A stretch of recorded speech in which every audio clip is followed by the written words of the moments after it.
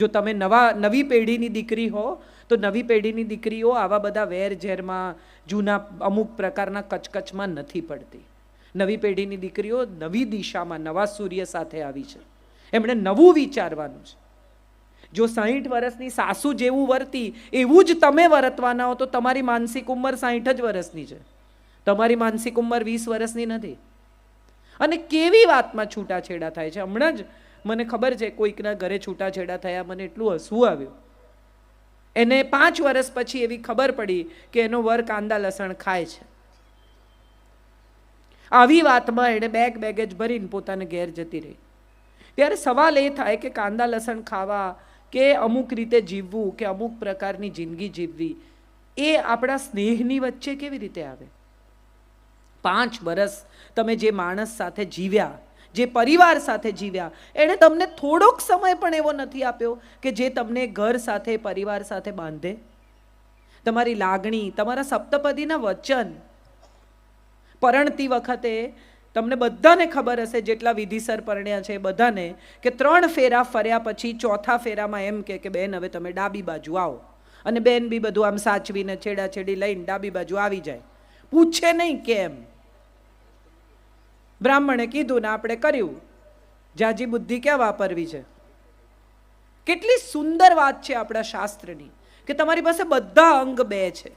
2 આંતરડા, 2 ફેફસા, 2 મગજ, બધું જ 2. 2 અંગૂઠા, 2 હાથ, 2 પગ, હૃદય 1 છે. અને 3 ફેરા ફર્યા પછી એ હૃદય તમને સોંપે છે. જેણે તમને હૃદય સોંપ્યું એને દુઃખી કરવાનો અધિકાર આપણને આપ્યો કોણે? આપણે બધા અજાણતા જ એને સૌથી વધુ દુઃખ આપીએ છીએ જેને આપણે પ્રેમ કરીએ છીએ. તમે ઘર છોડીને જતા રહો સાસુને લીધે, દુઃખી કોણ થાય છે? તમારા પતિ. સાસુ ગમે તેવી હોય, તમે સાસુને પરણીને આવ્યા છો. તમે જેને પરણ્યા છો એની લાગણીનો વિચાર કરો. છૂટાછેડા લેવાથી જિંદગીની કોઈ સમસ્યા પૂરી થતી નથી. અને છૂટાછેડા લીધા પછી સારો જ છોકરો મળશે એવી કોઈ વોરંટી, ગેરંટી છે? છૂટાછેડા લીધા પછી જિંદગી સારી જ જશે એવું કોઈ તમને દસ્તાવેજ કરી આપવા તૈયાર છે? બાળક સાથે છૂટી થાય સ્ત્રીઓ ત્યારે મને બહુ એવો સવાલ થાય કે એના પિતાથી, એની દાદીથી, એના પરિવારથી દૂર કરવાનો તમને શું અધિકાર છે? તમને નથી ફાવતું, તમારો પ્રશ્ન છે. તમારા બાળકને તો પરિવારનો પ્રેમ મેળવવાનો હક છે, મળવો જોઈએ, અને એનાથી વંચિત રાખવાનો તમને કોઈ અધિકાર જ નથી. તમે કોઈ છો જ નહીં આ નિર્ણય કરનાર. કેટલી બધી સ્ત્રીઓને મેં એવી જોઈ છે, દાદી પાસે જવા ના દે. તમને નથી ફાવતું, તમારી સાસુ છે, એને માટે તો દાદી છે, વાલ સોઈ, પ્રેમાળ. અને એ તમારા બાળક સાથે ખરાબ રીતે નથી જ વર્તતા, એ તમે જુઓ જ છો. એ તો બિચારા ઓછા થઈ જાય છે. તમારી સાથે જે થયું એનું વેર તમે એની પાસે તમારું સંતાન નહીં જવા દઈને લો છો. કેટલું ખરાબ. આપણે કેવા થઈ ગયા છીએ. મારે એક જ વાત બધાને કહેવી છે, અને આપણે બધા જાણીએ છીએ છતાં અવગણીએ છીએ એવી આ વાત છે. ગયેલો સમય ક્યારેય પાછો નથી આવતો. ગમે તેટલું કરો, જિંદગીને રિવર્સ ગિયરમાં નાખી નથી શકાતી. કોઈ ગુજરી જાય પછી અફસોસ થાય, કોઈ ચાલી જાય પછી એમ થાય કે અરે રે, મમ્મી ઘરમાં હતા ને તો બરણીઓ જોઈ લેતા હતા, વસ્તુઓનું ધ્યાન રાખતા હતા, અંદરથી મારા માટે કોઈ બારણું ખોલતું હતું, મારી કોઈ રાહ જોતું હતું. ભલે અબોલા હોય ને તો એ જુએ કે આવી ગઈ છે ને. એવી વ્યક્તિ જ્યારે જતી રહે ને પછી આપણને એમ થાય કે અરે રે, આ જતા રહ્યા, એની સાથે સારી રીતે વર્તી હોત તો સારું થાત. પુત્રવધુ ઘર છોડીને જતી રહે, દીકરાને લઈને જતી રહે, છૂટાછેડા લઈને જતી રહે, ત્યારે એમ થાય કે હતી તો સારી હો બિચારી. પણ હોય ત્યાં સુધી આપણને બિલકુલ ગમે નહીં. અને આની પાછળ સૌથી ઊંડું અને સૌથી પુરાણું કારણ એ છે કે સ્ત્રીને એવું શીખવવામાં આવ્યું છે કે સ્ત્રીની દુશ્મન સ્ત્રી જ છે. આ વાત તમારા મનમાંથી રોજ સવારે ઉઠીને એકવાર ભૂસી કાઢજો. એકતા કપૂરની સિરિયલ સિવાય ક્યાંય સ્ત્રીની દુશ્મન નથી. જોતા નહીં આવી સિરિયલો જેમાં સાસુ ને વહુ ને બધા કોન્સ્પિરસી કરે. આટલા લોકો ઘર અહીંયા બેઠા છે, કોઈ એ પોતાની વહુની ખીર બનતી હોય એમાં મીઠું નાખ્યું છે? હા કે ના? તો પછી આવું શું કામ જુઓ છો? જે માન્યામાં નથી આવતું એવું જોઈને તમારું મગજ શું કામ બગાડો છો? જાણવા જેવું, વાંચવા જેવું. લોકો ભેગા થાય ને, હમણાં જ થોડા દિવસ પહેલાં હું એક કીટી જમવા બેઠી હતી, મારી પાછળ બધી સ્ત્રીઓ જમતી હતી. તે એક બેન બીજા બેનને કહે છે કે આ રેખાએ ડાન્સ કર્યો ને આઈફા એવોર્ડમાં, ત્યારે અમિતાભ બચ્ચન નહોતા આવ્યા. એટલે બીજા બેન એને જવાબ આપ્યો કે તો એ લોકોને વાત થઈ જ ગઈ હોય ને.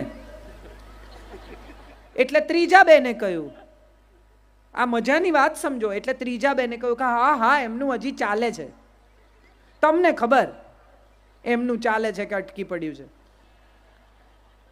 63 વર્ષની સ્ત્રી રંગમંચ ઉપર ઊભી રહીને નૃત્ય કરી શકે છે, એને સલામ કરવાની છે. બીજું કંઈ વિચારવાનું નથી. એણે 63 વર્ષે એવું શરીર રાખ્યું છે કે નૃત્ય કરી શકે, લોકોની સામે ઊભી રહી શકે, સ્વસ્થતા અને સુંદરતા બંને જાળવી છે. એને સલામ કરો. 50 વર્ષની સ્ત્રી થાય એટલે એને ઘૂંટણ દુખવા માંડે ને, કમર દુખવા માંડે ને, સાંજ પડે માથું ચડે ને. એનું કારણ એ છે કે આપણે બધાએ એટલી નેગેટિવિટી મનમાં ભરી છે ને, નકારાત્મક ભાવનાઓ, કે ધીમે ધીમે હવે શરીરમાં નીકળવા માંડી છે. આને છોડીશ નહીં ને, પેલાને સીધા કરીશ ને, આનું મગજ ઠેકાણે લાવી દઈશ ને, આને તો હું માફ નહીં કરું ને. આવું કેટલું સ્ટોર કર્યું છે માળિયામાં. નવરાત્રિ આવે ને બધું નીચે ઉતારે અને પછી પ્રતિજ્ઞા કરે કે આ વખતે હું નકામી ચીજો કાઢી જ નાખીશ. કાંઈ નકામું લાગે જ નહીં. મૂકવા માંડે ને ત્યારે બધું કામનું. પિત્તળના મોટા મોટા ઘડા માંજીને પાછા ઉપર ચડાવે આવતે વર્ષે માંજવા માટે. મનના માળિયામાં પણ બહુ નેગેટિવ વસ્તુઓ છે જેનો આપણે કદી ઉપયોગ નથી છતાં મૂકી રાખી છે. કાઢી નાખો. બિલકુલ નકામી છે આ બધી વસ્તુઓ. ભૂતકાળની કેટલીક કડવી યાદો નકામી છે, કેટલો કચરો નકામો છે. મારે તમને બધાને એક વાત પૂછવી છે. તમારે ઘેર સવારના પોરમાં કોઈ આવીને તમને બેગ ભરીને કચરો આપી જાય તો એનું તમે શું કરો? નાખી દો કે નાની નાની વાડકીમાં ભરીને અડોસ પડોશમાં આપી આવો કે આ મને કોક આપી ગયું છે, તમને આપી જાઓ? છે કોઈ એવું? હા કે ના?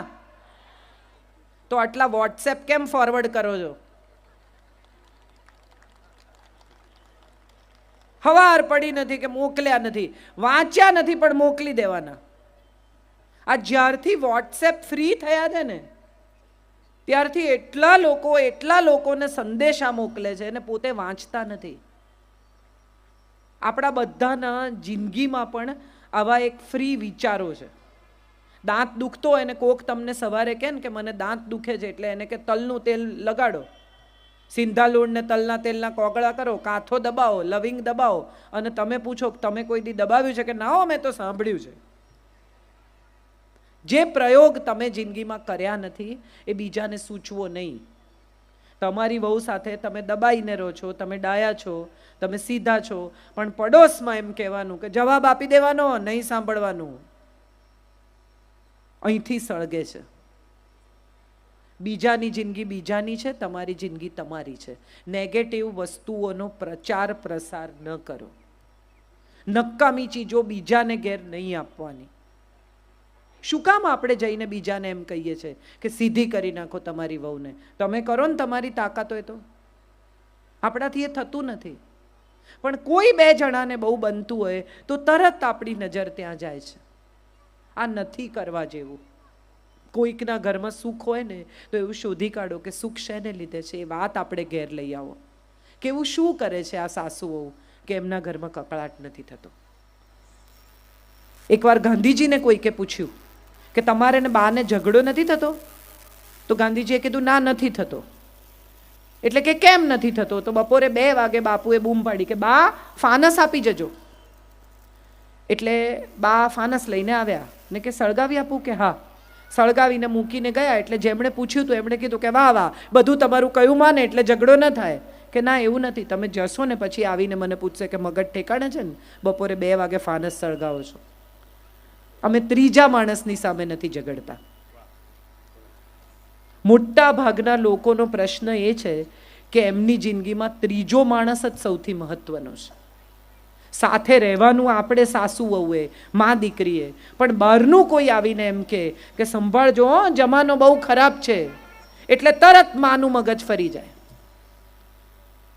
ડાઈ દીકરી, સમજદાર દીકરી, કયાગરી દીકરી. પણ જો કોઈએ આવીને એમ કહ્યું કે તમારી દીકરીને કોઈકની સાથે સાયકલ પર અહીંયા જોઈતી, કે તમારી દીકરીને અહીંયા કોકની સાથે આઈસ્ક્રીમ ખાતી જોઈતી, એટલે પૂછ્યા વગર માં મગજ ગુમાવીને કોણ હતું કરીને એનો જીવ ખાઈ જાય. કોઈ શું કહે છે એ મહત્વનું નથી.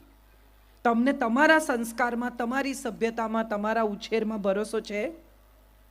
તમારી દીકરી ખોટું ન કરે એવો વિશ્વાસ છે? તો એ ઘરે આવે ત્યારે સ્નેહથી પૂછો કે બેટા બહાર ઊભી હતી કોઈની સાથે? આટલું જ પૂછવાનું છે. અને તમે જુઓ, તમારી દીકરી તમને જવાબ આપ્યા વગર નહીં રહે. આપણે બધા અજાણતા એવું માની લઈએ છીએ કે સંબંધ તોડી નાખવો ને એ જ જિંદગીનો છેલ્લો છેડો છે. દીકરી ભાગી જાય, મા બાપને કહે નહીં, કોલેજની બહાર ઊભેલા છેલ બટાઉ છોકરાઓ હોય, ચશ્મા પહેરે, ચાવી ફેરવે, 2 બટન ખુલ્લા રાખે, આમ વાળ ઓળે, એટલે છોકરીને ફિલ્મના હીરો જેવા લાગે. પણ આ ફિલ્મનો હીરો જિંદગીમાં ઝીરો છે. એક પૈસો કમાતો નથી એવી તમને ત્યારે ખબર પડે કે જ્યારે તમે એની સાથે ભાગી જાઓ, ઘેર પાછા જવાની જગ્યા ન હોય એવું છોડીને. એના ઘર પરિવારના માણસોને કેમ નથી મળાવતો? જો ખરેખર સાચે જેન્યુઇન સારો છોકરો છે તો એ કેમ ખાલી તમારી જોડે ફોન પર જ વાત કરે છે? કોણ છે એના મા બાપ? ક્યાં રહે છે? શું કરે છે? તપાસ કરો. એક દિવસ એના ઘરે પહોંચી જાઓ અચાનક, કેવી રીતે આવકારે છે તમને જુઓ તમે. એના ઘરમાં એણે કીધું છે કે તમે એના મિત્ર છો? ના.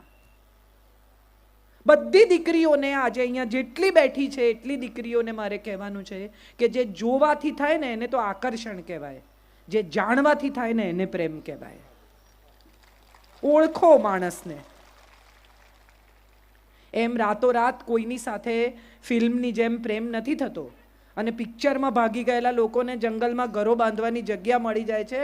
અહીંયા તો નાનું લાકડું કાપો ને તો એ ફોરેસ્ટ ડિપાર્ટમેન્ટવાળા આવશે પકડવા. કંઈ નહીં થાય. આવા જંગલમાં મકાનો ઊભા નહીં થાય અને આવી હોટેલોમાં જગ્યા નહીં મળે ને મોટરસાઇકલનું પેટ્રોલ ખાલી 50 કિલોમીટર ચાલશે. પછી ક્યાંથી લાવશો? જિંદગીની રિયાલિટી બહુ કડવી છે અને સચ્ચાઈઓ બહુ જ અઘરી છે જીવવી. આ અઘરી સચ્ચાઈઓ તમારી દીકરીને સમજાવવાની એક મા તરીકે તમારી ફરજ છે.